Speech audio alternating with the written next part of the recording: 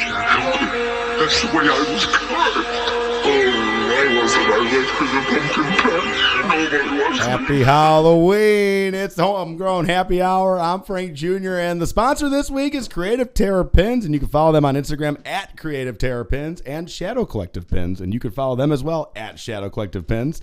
In fact, here's a video. Check this out.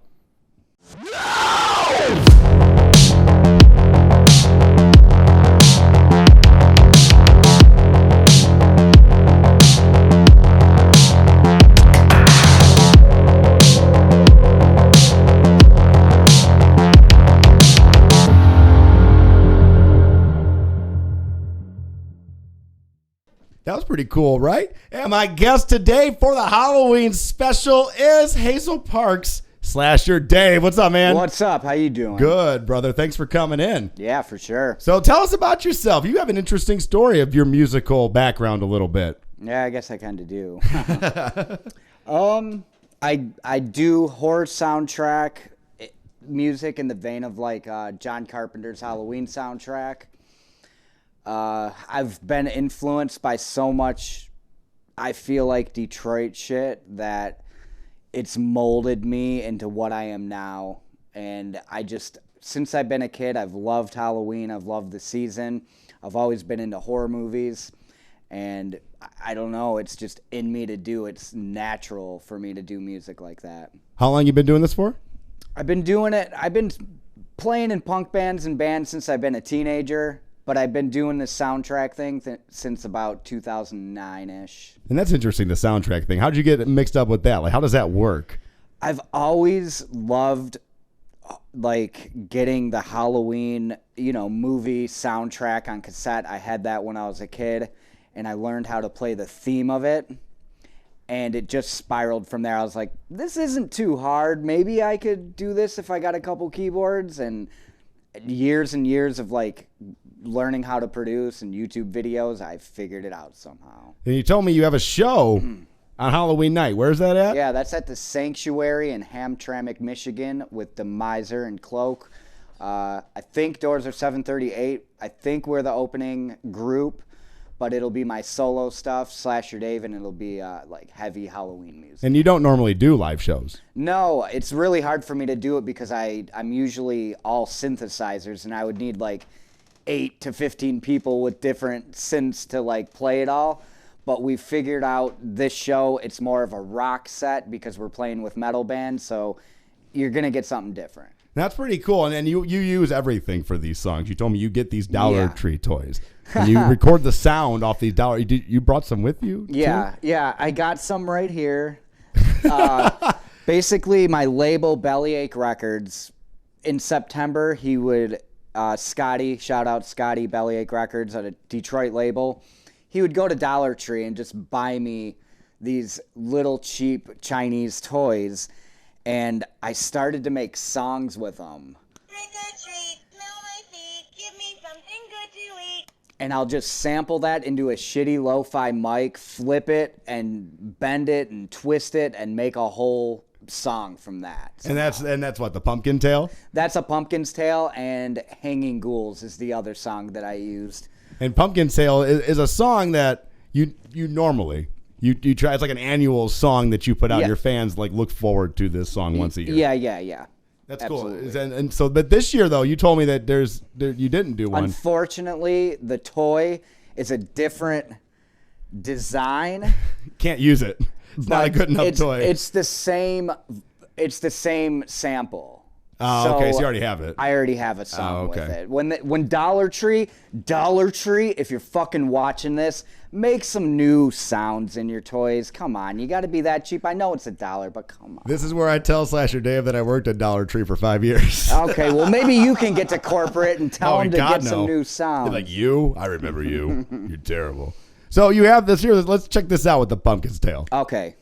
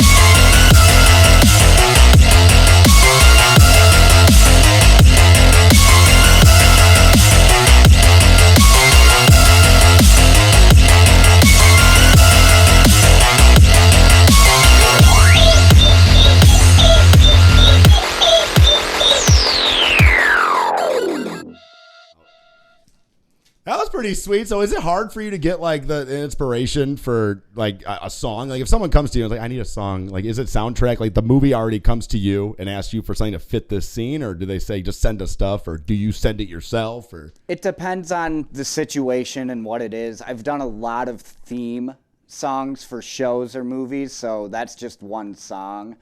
And I've scored a couple, and it's kind of just talking to who's ever making it, figuring out the vibe they want, and going from there. There's any shows that we would know that you've done? I did the Witching season. I think it's on Amazon Prime. I did the theme song for that. There's also a movie that the Witching season company did called They Live Inside Us. I did some music for that too. That's awesome. Yep, and that Chubby soundtrack that you're holding right there, I did the whole score to that. This right here, which is, I wanted to bring this up too. This is the first artist to come in and bring a vinyl record with them. And I'm a big vinyl head. I love vinyl. And you do the artwork yourself for Yes. these. These are really awesome, by the way. Thank you. We'll do a little close up on both these here. Cool. But yeah. Yeah, I also went to school for graphic design and illustration.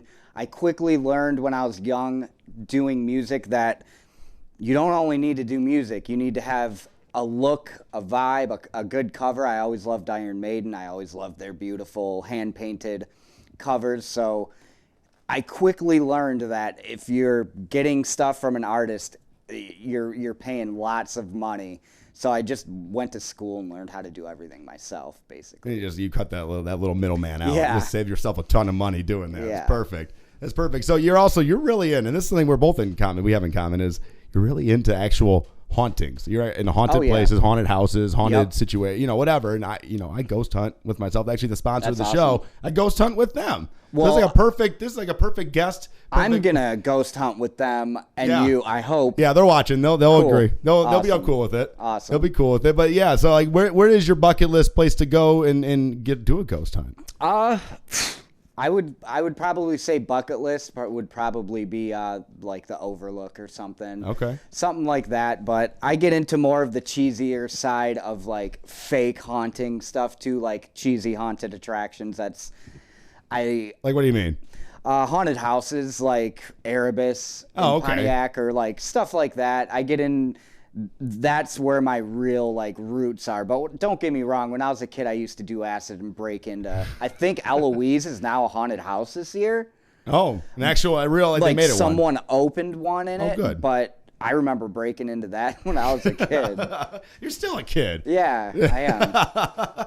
That's cool, man. But yeah, I know that I've done the private ghost hunts at Ohio State Reformatory in That's Waverly awesome. Hills, and even if nothing particularly happens, just being there and like just in the scene, the environment, it's creepy in its own right. Yeah. So it's cool that you want to do that yourself. And if you have a bit of an imagination, which I'm sure you do, you can kind of spook yourself into actually being afraid if you're not even like afraid, I feel like. So the first time I ever did it, I'll be honest, I went in like kind of a skeptic. I didn't think anything was going to happen, and maybe it did, maybe it didn't. But you're right. You psych yourself out. You make you feel like something's happening. Like every little thing that wasn't supposed to happen, and it freaks you out. Yep. It's funny. They record everything when we do these ghost hunts, and I don't really know how much I talk until I listen to myself talk. Yeah. And my God, do I sound like a little baby? The whole entire ghost hunt. I feel so bad about it. So sorry, but I'll be on the next one and the next one, and Dave's coming with us. Yeah. So all these places in Michigan, though, like how long have you been studying up on all these places, and like, what is it? What's the coolest one that you've gone to recently? Recently, I went to Azra in Madison Heights, so it was pretty good. Big complaint is the DJ music outside. I feel like they should be playing my album for a little bit of tenseness outside instead of like DJ music for the crowd, but it is what it is, and it was a good house other than that. But You should do that yourself. Like cut the middleman out there. Just to sell yourself as someone who would DJ in front of all these places. Yeah. You're too busy for that, though. Especially now. I kind of am at Halloween, yeah. It's not only busy with like this is when all my music usually comes out, but I love doing Halloween stuff in the season 2, cider mills, the whole deal. I grew up working in haunted houses, like scaring people with a chainsaw. And It'd be so much fun. it was That'd be a fun. blast. It was fun, but it's a very hard job being in a mask all night. You're dripping sweat. You have people punching you if you're doing your job right. Just customers coming in just ready to like swing at you whenever Yeah. you pop out. But Have you ever got hit? Oh yeah. Oh no. I've gotten hit. I've gotten squished by a 500-pound woman. I've gotten everything, but it's all like kind of part of the job. And when that stuff happens, and the owners see it, it's like they're doing their job. You know, they like to see it. And our house that we had was quite intense. We were in your face. But I go back with that like years and ended up meeting like people in my band, Acid Witch, Tim from Acid Witch, Shagrat. I met working in a haunted house, and the drummer of the band now, Phil.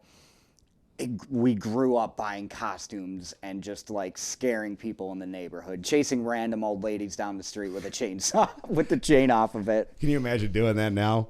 I couldn't imagine doing that now, but even with me doing it then, I got a felonious assault for that Oh, shit. wow. She called the cops. She was that afraid.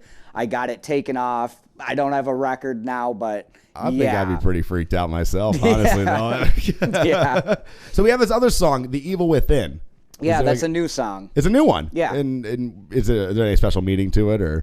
It's just kind of meant to be like influenced by the movie Halloween and just the evil within the killer, the fake killer of the album, which is a hooded fear mask by an old company. It's like a repop vintage mask that's painted green. The original one was red. I got a green one and made that the fake. Usually my albums, like my Slasher Dave albums, I'll have a little loose story concept in mind for the whole thing. And this one was just, I've never done a slasher themed full length. Even though my stage name is Slasher Dave, I've never done a like slasher themed one. So the new album is slasher themed. You got the mask, very influenced by Halloween 1, 2, and 3. And it's out now. Out now, streaming. We do have pre-orders for the records up at bellyacherecords.com, but because of COVID, record pressing plants are a year behind. Oh wow, okay. A lot of things are actually. The vinyl's a cool idea, though. It's really neat. It's it's coming back. It is Big coming back, time. and it's kind of. I feel like 5 years ago it started to come back, and it's hit this point now with like Record Store Day. Yeah.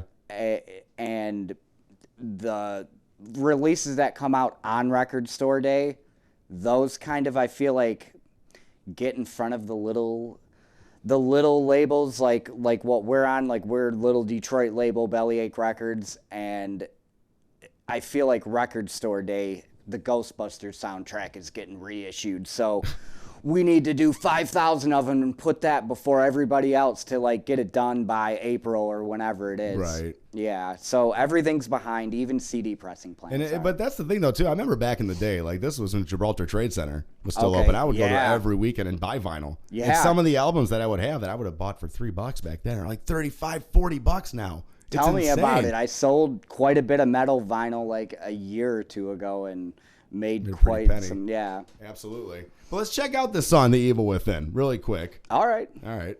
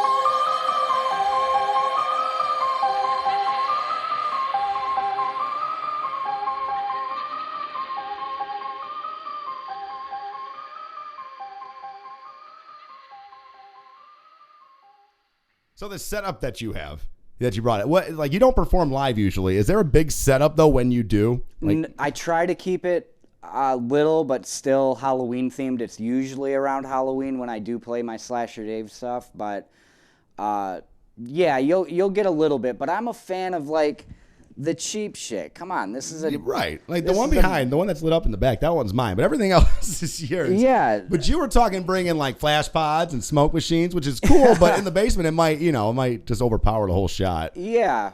Obviously, at a show, you'll have a little more stuff like that. But even my house, decorated every year, I'm a fan of making shit, hand painting decorations instead of going and buying them.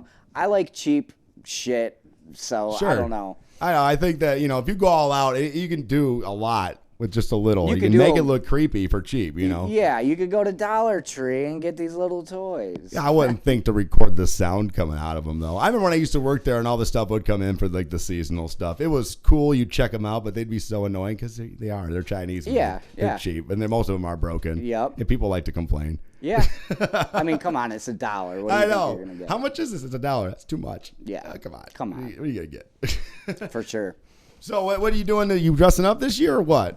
Yeah, I'm dressing up a little bit for my Halloween show, and you're just gonna have to like go there to see what my costume is gonna be. Because I was going to dress up like a hot dog, but Well, Ballpark actually, Frank. I didn't dress up this year. I Or think this at least. I think Phil, the drummer, is gonna be a coney dog, so that's pretty close to your costume, actually. You're right.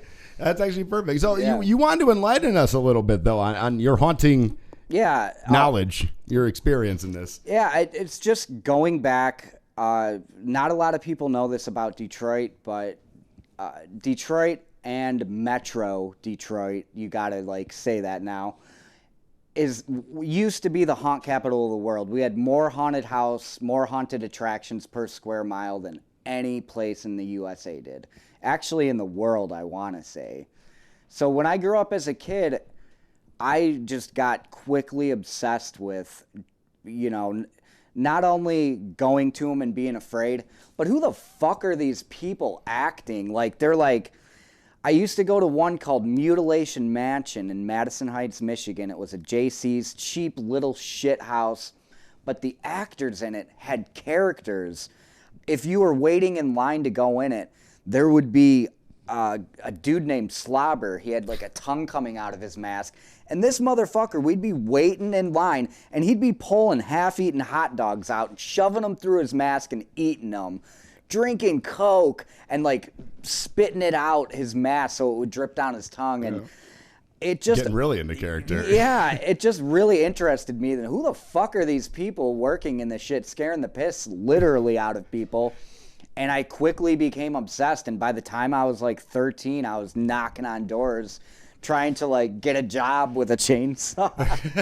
Oh yeah, come on. That actually would probably be the best time. You're small enough where it's kind of scary still. Yeah, I mean, The little kids make it worse. Like if it's a little kid that's like a zombie, it's worse than the actual zombie most of the time. Yeah, for sure. Creepier anyway. Right? Yeah. If you could do it, you miss doing it? You I miss do 41? and I don't. By the end, it was just a lot of smoking weed and a lot of drinking and pissing. And It's like carny stuff. It's like yeah. here's the thing, hot tip for you or anybody out there watching and listening: when you go to a haunted house and you smell, that fog smell. If you smell a little weirdness to that fog, it's because fucking piss will make fog. I'm not joking. So when actors run out of fog juice in the haunted house, Oh, they probably just do it to mess with you. Like, I hate people. Yeah. Screw, watch this. it's probably some piss fog. I mean, I know people are nasty, but that's the first I heard that. So I can Yeah. only imagine other things that they do. Yeah. That's, So, all right. So one of the things I wanted to talk about, because Halloween is a couple days away now at this Yeah. point.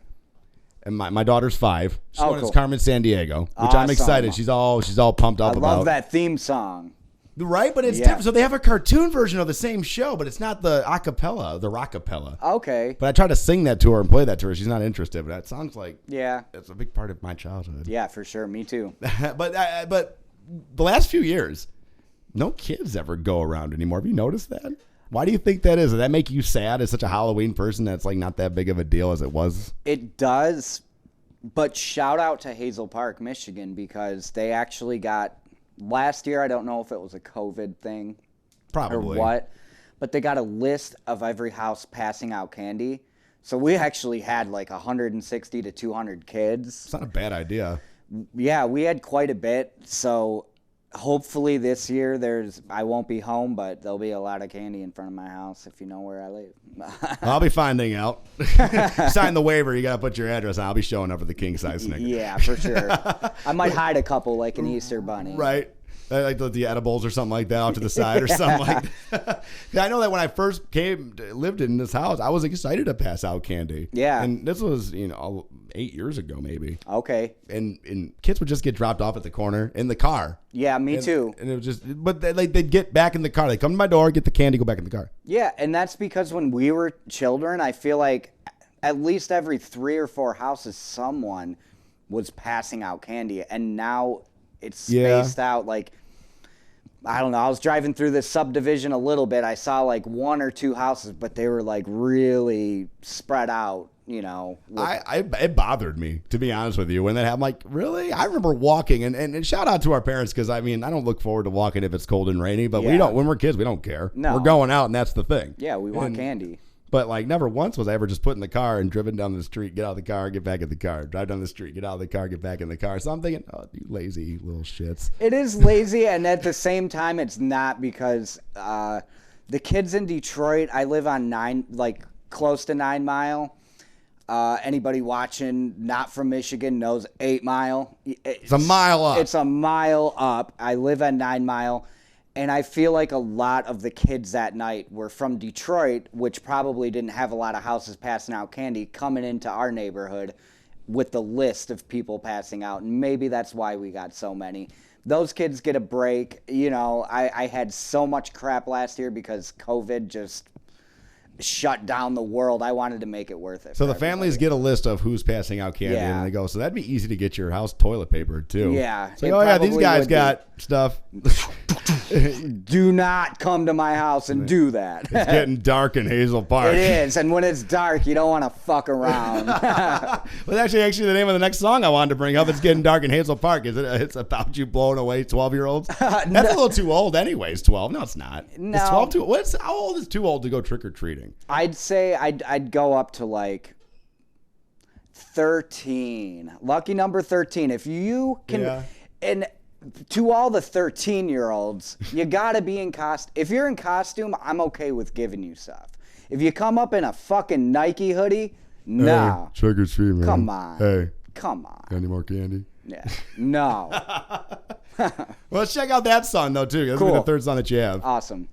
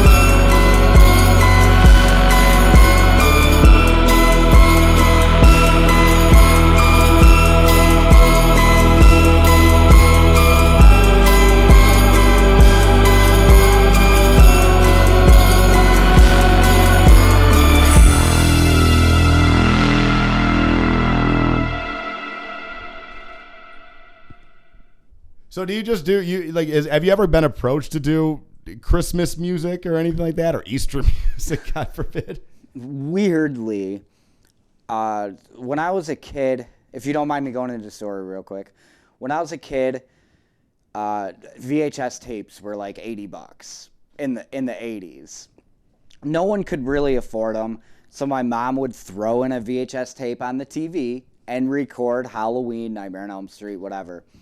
And she had a Halloween tape that was made for TV Halloween specials, and she would tape them. And she quickly learned that year-round, if she put that tape in, she would have a babysitter, and she could make dinner or do whatever she needed to do, because I would just be like glued to the TV. And from that, what was the question again? I'm sorry. I'm going back and thinking. Did anyone ever approach you with Christmas music? The Christmas music. So she did that with Christmas, made for TV Christmas specials too, like Rudolph,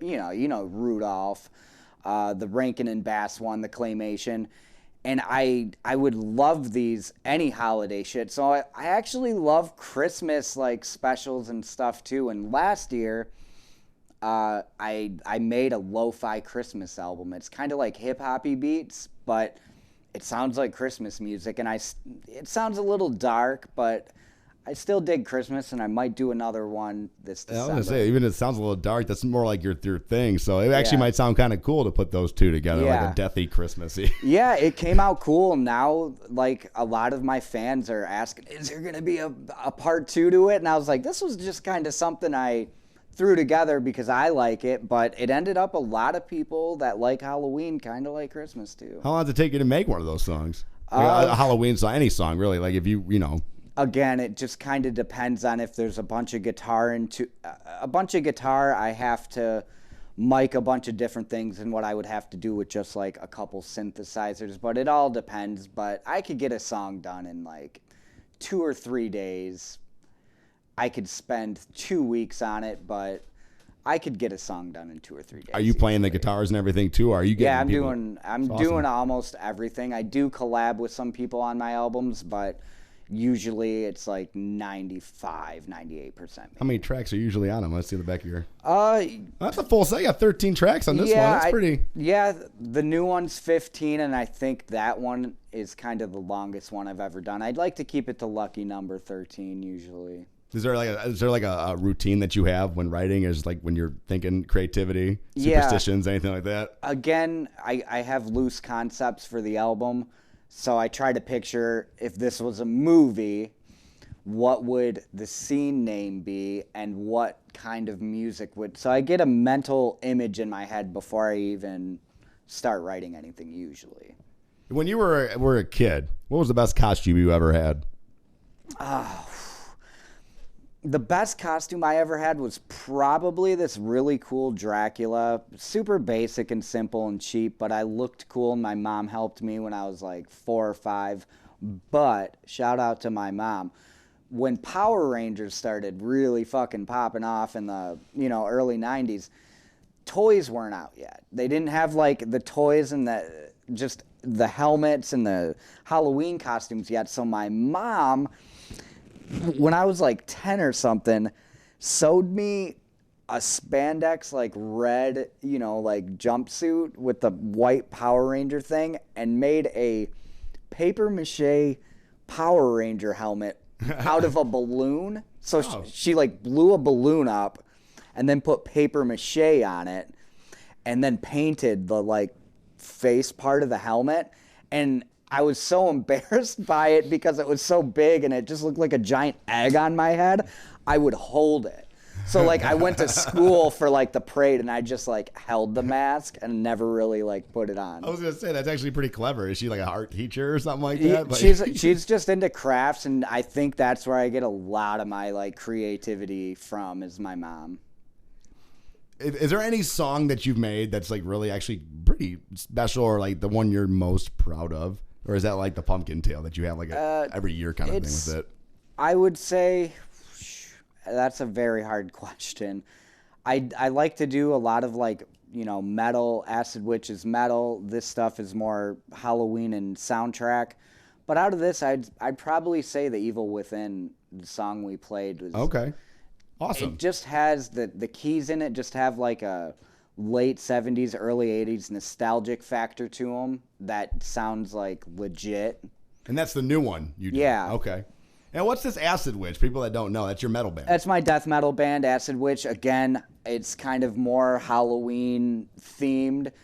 And there's a lot of metal groups that do kind of the horror movie inspiration, but we've always been a little more on the Halloween side of things. And I don't know.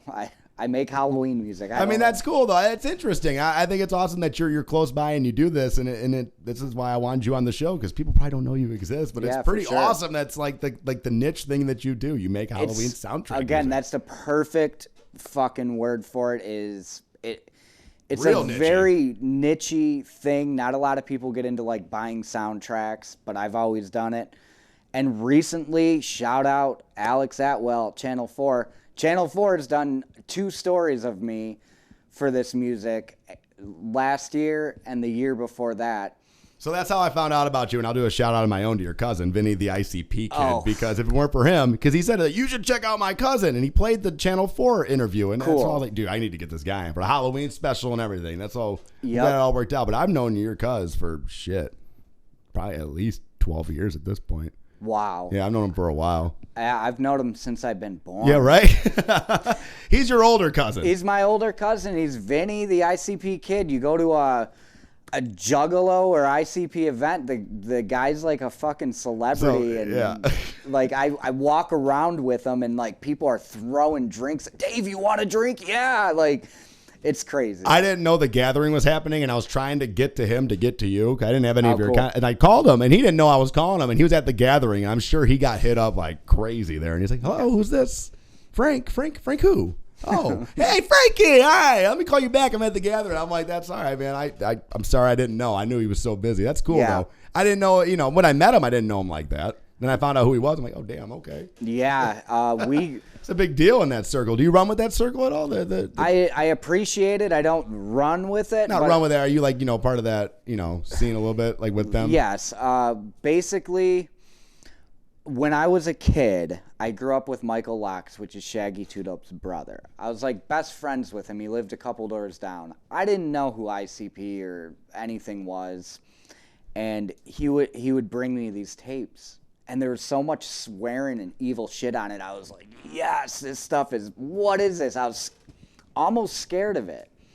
And it just ended up, we'd go to ICP's old warehouse, and they had a wrestling ring, and Shaggy's mom, I think, would go re-up on weed and drop us off with him, and he would just be like, go wrestle in the ring. And we were all about it. We were like, all right, it's a real wrestling like when Stone ring. Cold Steve Austin was huge and stuff. Wrestling was at its peak. And back we then. loved it. And we would just be on the grass power bombing each other. So having a real ring and then actually having Violent J or Shaggy come out and be like, you want to suplex me off the top rope? Yeah. And kind of teaching us how to wrestle, how to fall, how to take a bump, how the other person, when you suplex them, are basically doing all the work and you're just looking like you're picking it up. But yeah, fun times. And Vince did not know. Vince was into this. He did not know that I knew Mike, which is Shaggy Two Dope's younger brother. And there was a Hallowicked one year. Him and my Uncle Ron, rest in peace, were outside the front of the venue. And we pull up. Shaggy bought us a limo with Fago inside of it. Oh, damn. So me and Mike are chilling in a fucking limo going to Hallowicked. We roll down the window and we had our faces painted. And everybody, including Vinny, thought that it was ICP in there. And then we get out and we're like a couple 13-year-old like kids with Fago, and everyone was bummed. This? Oh, how But does Vince was freaking out because he didn't know that his cousin David knew Mike Locke, Shaggy's younger brother. And then from there, I feel like me and Vince got even, That's cool. close. That's really cool. Did the Shaggy Two Dope or anybody, Mike, do they know you do this now? Have they tried to hit you up and try to collaborate anything? Or Yeah, Mike's still doing beats. We kind of used to do beats. The first person I ever did music with was Mike Locke. So he's doing his thing. I'm doing my thing. As far as ICP goes, I haven't gotten to produce a song yet, but who knows? It really might be coming. Maybe they'll watch this. Maybe they will. They'll watch this. I'll fuck it up on the beats. Well, I mean, Vinny, if we got him a shout out, maybe he'll say, "Look, check this out." Well, yeah, Vinny, there you go. That's your mission. Yeah, for sure. I mean, I've done work for him in the Sure. past, though. I've designed shirts. I went to school for graphic design. I do all my artwork, so I've done a lot of merch on their end too. Just being a fan for years, it's cool for me to do that. Maybe I'll get into the music part of it eventually. But you're happy doing what you're doing. You don't really. I'm happy. You know. I'm all set doing Halloween. And this is what music. you do. You don't. No, This is your whole setup here. No, since COVID, really, I never went back to a day job and just kind of told myself I can do this. I can do music and artwork and get by. And somehow, I don't know how the fuck I've done it. I've done it. Is there all right? In the spirit of Halloween, really quick now. No, we want to talk about haunting things. What was an honest to God story that you have where you were just scared to death, like just terrified, like legit about to piss your pants scared? I think this might be a combination of what we were talking about earlier about kind of freaking yourself out. Okay. But we went to Salem, Michigan, and there was an old, like, 1800s graveyard there that we knew about. We went there at night just being kids, ghost hunting, and we roll up, and in the back of the cemetery there were little graves that didn't say anything on it but baby. So we're thinking it was tuberculosis or I don't know, some kind of just baby plague. Yeah, it just said baby on it. There were no names, but there were rows of them. Was there dates? Like the No. Oh, that's... So, and the graves had bumps in front of them, and that means they're kind of exhuming themselves, like coming out of the ground. And I had my flashlight, I was looking at all the graves, and I swear on my life, it sounded like babies crawling in the leaves. Like behind me, I could hear like, just like this crawling sound all around me. And it freaked me out to the point to where I told the group I was with, we went cruising out the graveyard, and we had an SUV, and the SUV, I remember, pointed on a chair inside of a shack, and all of us were just like, it's a fucking chair! And the chair, like, freaked us out. And then, like, after we pulled away, we were like, what the fuck? Were we like, a chair? Really? Well, yeah, because you're expecting the first thing you see, you automatically. Well, that's like, in half the time when you do stuff like that, if you come away with a story, no one's going to believe you when you walk away. Yeah, for like sure. when we did the Ohio State Reformatory, I think it was the second time, my cousin was with us. Okay. And I remember we were walking up the stairs or something, we were walking, and he like slaps his leg and goes, oh, what the hell was that? And he goes, and I'm bleeding. And he had a scratch up the back of his leg. And I took pictures of it. Now, telling someone that, they don't believe it. They're like, oh, yeah, okay. Until you have the picture, and it's like, I can't explain it. He can't explain it. Nothing else really happened, but that did. Yeah. Really weird. Really weird. And the first time we went, I thought something was happening. Some asshole ended up just throwing coins. That was part of the group. If my uncle, shout out to Zombie Killer, too, who's on YouTube, and he's one of the biggest fans of this show. He was there for this. He did. Yeah, that was a bad experience. But that was one of those things where it's like you walked away like, holy crap, what was that? Yeah. And even before you knew it was fake, or someone was messing with you, you're telling your friends when you get home, like, yeah, whatever, man. But it's true. Until you do it yourself. And see something or feel something. Right. Yeah. And even, like I said, I was a skeptic when we first went. And I'm like, now I do. I feel like, it ain't going to happen every time. But if it does, it's not fake. It's really not. And, there's a couple times where it's happened. Like we've gotten something. We did Waverly Hills one time. And I'm going to see if we can get maybe the recording for the video. But we were in the morgue of Waverly Hills. Me and my uncle were sitting there in the morgue, and when we're sitting there, you don't hear nothing. But I was sitting there. I remember on the tape, I had said something like, "It just feels weird in here." Yeah. If you listen to the tape on playback, you hear like "get out" or "get up."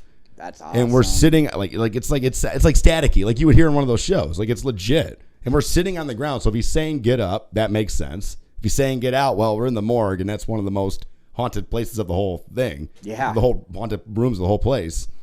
For sure. It's creepy stuff, man. It's cool. It's cool. It makes you. I want to do it every year. COVID made it tough. No one did anything last year, but whenever they call me and they say, "Hey, we're doing this year," I don't really care where it's at. I'm in. No, we've toured Europe, and we're in, where was it? Edinburgh. That would be terrifying. Europe would be creepier than any other place. This place we played in this bar that was what they claimed under like 2,000 corpses of soldiers that were buried. And the apartment that we stayed at in Europe, bands stay in apartments that are usually in the venue, not like America where you got to get like a hotel or crash on someone's nasty fucking floor. But I was there sleeping that night. I felt weird.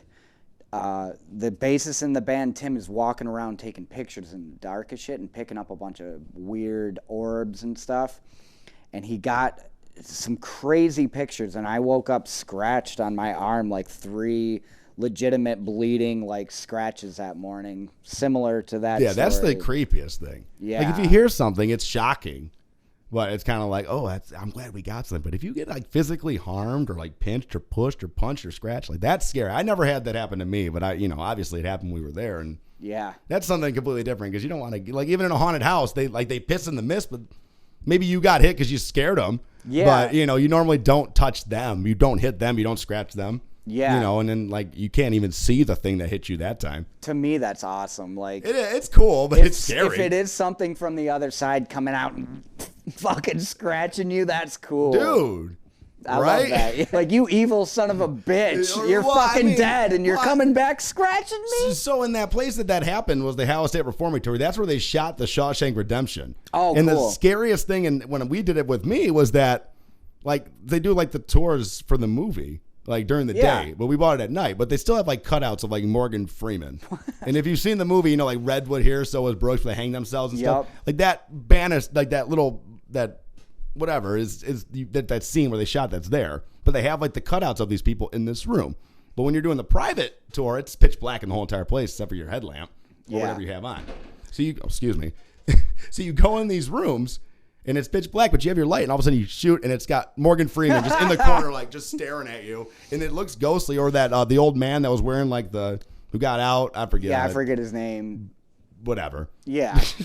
Everyone knows. But he's wearing like the dark suit and he's tiny, and that one freaked me out. I like got goosebumps, like hair standing on the back of my neck. Like, it's just like a stupid piece of cardboard. But that was the scariest thing that happened to me, personally. That's cool though. That's cool. A piece of cardboard can do that. Well, I mean, right. But that's the thing though too. When you do those, they have like security guards in the building. So to make sure that you like, mess with it, like vandalize anything. Yeah. But they're always where they need to be. And like when you first went, you're kind of like, oh, they're going to be here too. But like you have your little safe spot where you plug in all your stuff, and they're always there. And they were never wandering around. They go, because we stay here too. We practically live here. Wow. So what a job. This is where we stay. So this is our house practically. So, so we might cool. find us somewhere because we have to use the restroom sometimes. But dang, that's cool. It is cool. So in the next year though, what's your plan? Like, what's your goal as Slasher Dave or as a haunt enthusiast? What do you want to do in the next year? I would like to, I don't know if it'll happen a year, open up my own haunted attraction. Or 2, I may be working something for a festival. I can't say where or when it will happen, but a big music / movie / consumption / everything. See where you're going with Halloween event that'll last one whole weekend that would be big enough and cool enough for motherfuckers to travel to and get a hotel. Is this something you're in? Like, it's something it's brought up, or something you're thinking about doing? It's something like I've pipe dream. It's a bit of a pipe dream, but it's not at the same time. I am talking to people to try and start figuring this thing out. It will happen eventually in the future. Okay. It might take a couple years, but it'll happen. All right, last 2 questions. Personal preference. Worst Halloween candy? Maybe 3 questions. Worst Halloween candy? I'm going to have to say candy corn because I don't personally like it. But funny story, when we play with Acid Witch, I usually fill one of these up with candy corn. And dump it on everybody? And throw it at people. That's good. Well, my mom had one of these with candy corn in it up in the attic for like 5 years, and it all melted into one chunk. And there was one live show that I got that chunk and I whipped it in the crowd, and the poor soul I saw it hit his head and just break apart. And it was like a rock of candy corn. I don't know. I hope I didn't kill anybody. But yeah, candy corn. I knew you were gonna say that. So I'm gonna see if I'm 2 for 2. What's your favorite? I'd have to say like a fun size Kit Kat. What are you giving away at your house? You said you go big. I go big. I got some Sour Patch Kids, which we didn't have when we were kids in little bags. So that's something I appreciate now. I love that candy, so I give that out. And I also give a bunch of fun size candy bars mixed with king size. Oh. Yeah, Ooh. yeah. Well, if you don't get the king size, it's almost disappointing, though. Yeah. Well, whatever. You got to fight for it. I want to see fucking blood. I don't care if they're kids. It's Halloween, damn it. Yeah, I don't care if you're a kid. Fight each other. I want to see some blood. And it might be cliche, but the best Halloween movie in your opinion and the most overrated Halloween movie. Ooh. And that's a tough one for you, I'm sure. But My favorite Halloween movie isn't a movie. Can I do a TV special? Yeah, of course, you can do My whatever you want. favorite's probably Witch's Night Out. what's that about? I never heard of that. It's a cartoon. It's a 70s cartoon made for TV Halloween special about a witch that can turn you into whatever you want to be for Halloween from a magic wand. So if you want to be Dracula, she's just fucking like boom, and you're like fucking Dracula.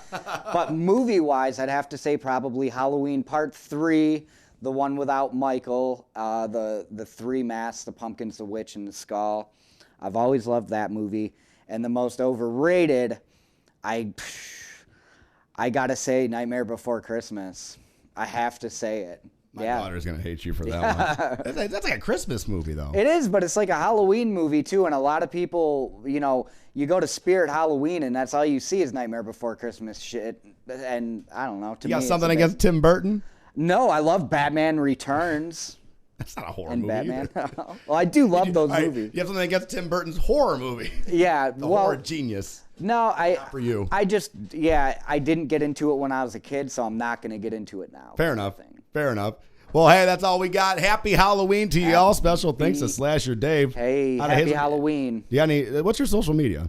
Slasher Dave, everything. So Twitter, Easy enough. Instagram, just Slasher Dave. And if you type it in, you see Acid Witch. Is that on Instagram? I Yes. saw Acid Witch. What's that all about? I put that in there in case people that are searching Acid Witch might want to. I'm always live. If you follow me on Instagram, and the live streaming on Instagram. Yeah, that's your performances. Yeah, essentially. I'm making songs. Yeah, I'm literally. I mean, you could tune in live, and I made that album live. that's really People cool. watched me make that album. That's really cool. Yeah. Is that like an idea that you had? COVID shit. That was a COVID idea. Because I know that they release singles like that. Like artists started putting their new single out or something like that via just like a live video, like a listen party or something like that. But not actually make every track for the album. Yeah, I did most of it live. People love watching the whole process of it. Oh, I would like to see that myself. Next Yeah. time you do it, send me a little invite. I'll Yeah, check that for out sure. for sure. And hopefully we'll get you on again. Maybe we'll make it like a little Halloween thing. Yeah, But that next would be year awesome. We might need to dress up. Yeah. I'm glad I didn't dress up like the hot dog.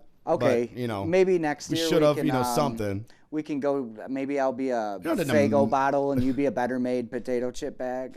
That's pretty homegrown right there. Yeah. If you're an artist and you want to be featured on the show, or even if you're a comedian or someone who's just doing something really cool, send me send me an email with your stuff, your music, or some instances of your work at homegrownfrank@gmail.com. Special thanks to our sponsor this week, Creative Terror Pins. Follow them on Instagram at Creative Terror Pins, and also Shadow Collective Pins at Shadow Collective Pins. In fact, let's check out a little bit more of what they do really quick. And until then, we will see you next week. Once again, happy Halloween. Thanks for Happy watching. Halloween. Sweet.